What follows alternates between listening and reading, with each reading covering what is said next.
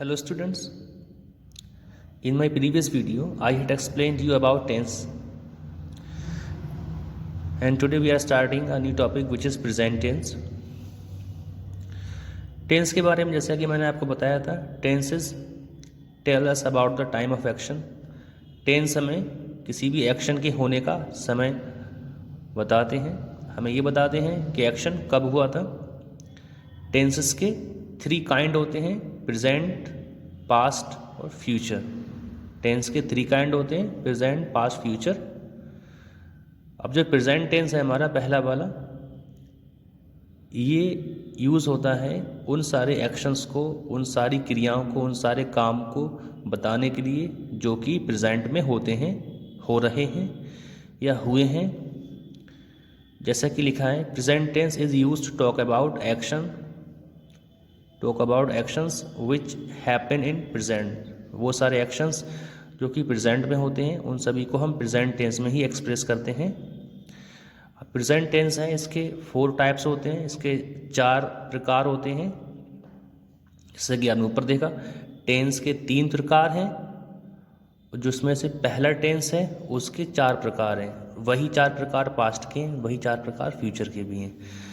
तो जो present tense है, प्रेजेंट टेंस के जो 4 प्रकार हैं वो ये लिखे हैं। पहला है सिंपल प्रेजेंट टेंस, दूसरा है प्रेजेंट कॉन्टिन्यूस टेंस, तीसरा है प्रेजेंट परफेक्ट टेंस और फोर्थ है प्रेजेंट परफेक्ट कॉन्टिन्यूस टेंस। ठीक है, तो यहाँ से आप देख लीजिए, प्रेजेंट टेंस जो कि वर्तमान काल कहलाता है, इसके 4 रूप हैं। पहला है सिंपल प्रेजेंट, प्रेजेंट कॉन्टिन्यूस की स्पेलिंग आप याद कर लेना, प्रेजेंट परफेक्ट टेंस और प्रेजेंट परफेक्ट कॉन्टिन्यूस टेंस। आज हम लोग शुरू कर रहे हैं सिंपल प्रेजेंट टेंस। तो सिंपल प्रेजेंट टेंस क्या होता है, ये आपकी बुक में गिवन है, आपकी बुक में पेज नंबर 63 पर दिया गया है ये। तो सिंपल प्रेजेंट टेंस वो टेंस है जिसका हम यूज़ करते हैं उन सारे एक्शंस को शो करने के लिए जो कि प्रेजेंट में हो, जैसा कि मैंने आपको बता दिया है। It tell us that an action is done as a habit और something that is always true.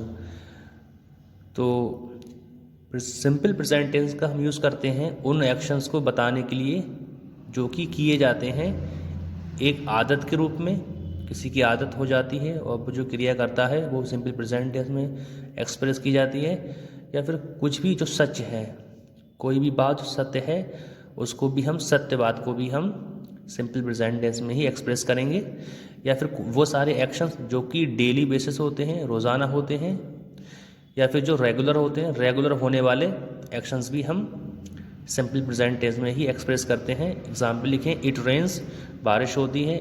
I play cricket daily, मैं रोज़ाना क्रिकेट खेलता हूँ। यू डांस वेल, आप अच्छी तरह से डांस करते हो। शी कुक्स फूड, वो खाना पकाती हैं। यहाँ पर ये जो आपको रेड कलर में ये जो दिख रहा है, ये वर्ब है और वर्ब ही हमें टेंस के बारे में बताती हैं। अभी वर्ब का स्ट्रक्चर क्या है, ये सेंटेंस है, इनका क्या स्ट्रक्चर होता है जिसकी वजह से इसको हम सिंपल प्रेजेंट में कहते हैं। तो आइए इन सेंटेंसेस के जो स्ट्रक्चर हैं या जो इनकी फॉर्मूला है उनके बारे में हम जान लेते हैं।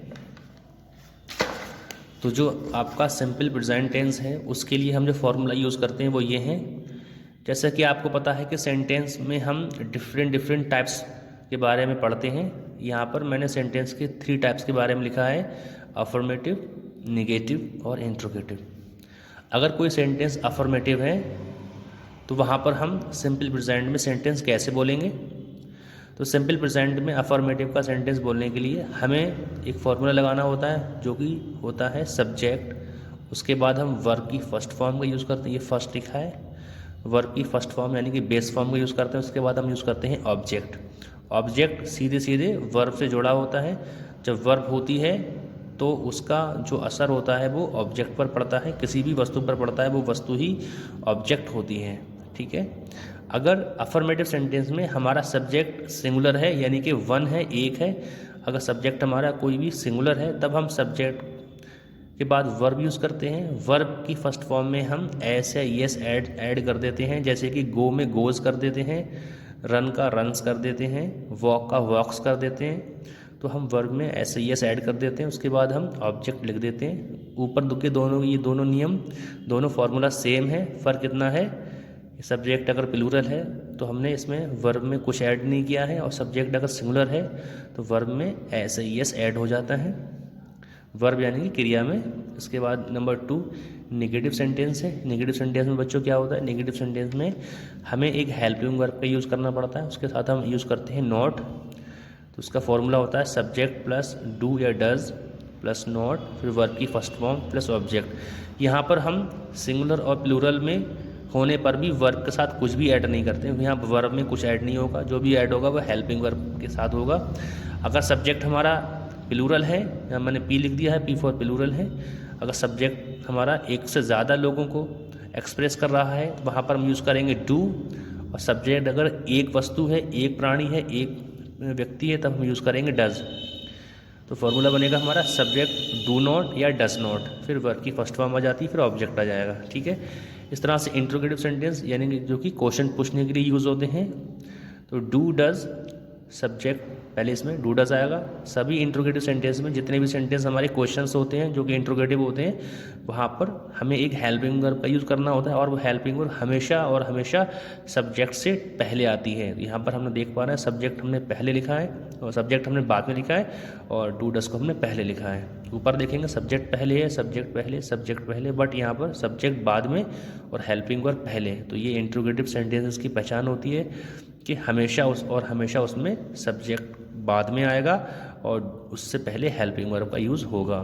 तो डू डज, फिर सब्जेक्ट और वर्ब की फर्स्ट फॉर्म और ऑब्जेक्ट, और आखिर में क्वेश्चन मार्क लगाना ज़रूरी है, बहुत ज़रूरी है, इसके बिना आपका सेंटेंस कंप्लीट नहीं है।